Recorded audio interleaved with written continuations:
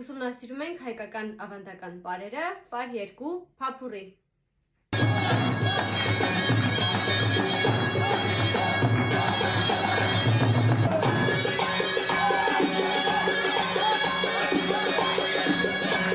Փափուռի պարը առաջին անգամ գրառել է Սրբուհի Լիսիցյանը,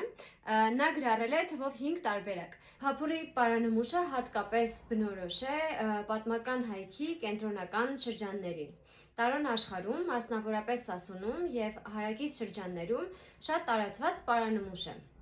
Սակայն կան նաև Վանի եւ Հայոց ձորի տարբերակներ։ Փափուռի անվան ստուգաբանությունը բավականին պարզ է, քանի որ պարի իմաստը ուղղակիորեն կապվում է բառարմատի իմաստին։ Փափառա նշանակում է ծեծ, մանրում, փշրում, պատիժ,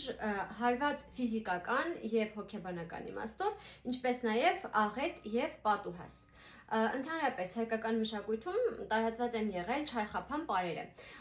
Տարբեր առիթներին, հատկապես հարսանեկան ծիսակատարությունների ժամանակ մարդիկ կատարել են չարխափան պարեր, այսպիսով վանելով չարիքը եւ վատը բացասականը իրենց շրջանից։ Նմանատիպ չարխափան պարերի շարքին է դասվում փափուռի պարը, որտեղ կրունկների հարվածներով, ինչպես նաեւ ծափերով պարողները հարվածում են չարքերի գլխին, քանի որ